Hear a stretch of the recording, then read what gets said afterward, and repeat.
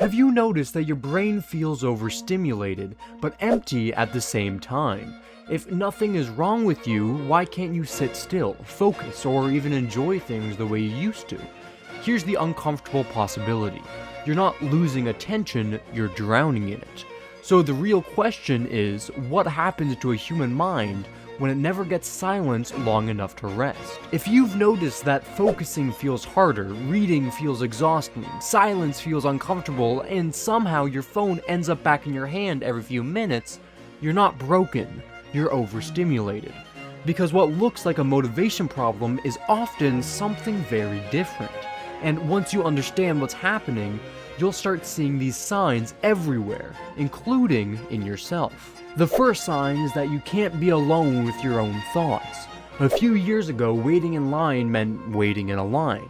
Now, the second there's even a tiny moment of silence, many of us instantly reach for stimulation. Music, videos, messages, scrolling, anything.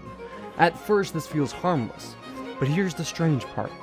The more stimulation we consume, the less comfortable our brains become without it, which creates a question most people never want to ask. What happens when your brain forgets how to be bored? We'll come back to that, because the next sign reveals something much bigger, and it's one of the strongest indicators your brain's reward system is being overloaded. Sign number 2 is that everything feels boring faster. Have you ever opened Netflix, looked through hundreds of shows, and somehow watched none of them?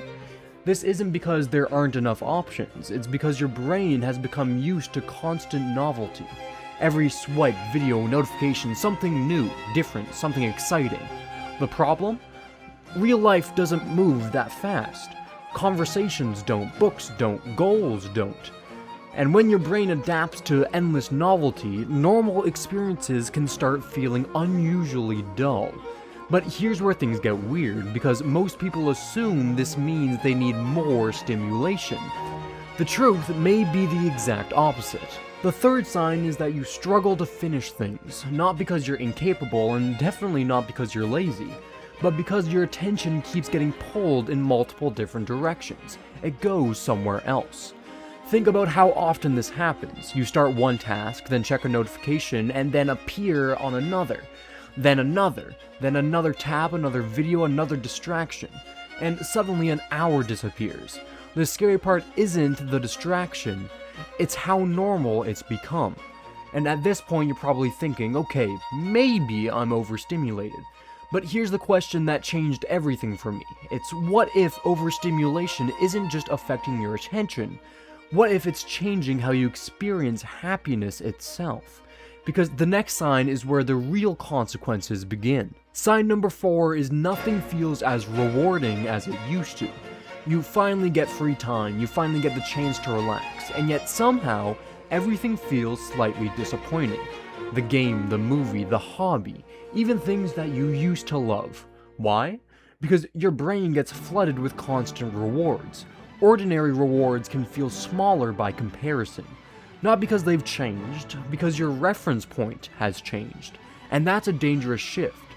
But that's still not the biggest sign. The next one convinces many people that something is seriously wrong with them, when actually the opposite is true. Sign number 5 is that you feel mentally exhausted even when you haven't done much. This one confuses people. How can you feel tired after sitting around all day? Because stimulation and effort aren't the same thing at all. Because your body may be resting, but your brain isn't. Every notification, every decision, every video, every piece of information, your brain processes all of it, and eventually, constant input creates mental fatigue. The result? You feel drained without understanding why. And all of this leads up to the most overlooked sign of all, the sign that makes people believe that they're broken. Sign number 6. You think something is truly wrong with you. This may be the most damaging effect of overstimulation.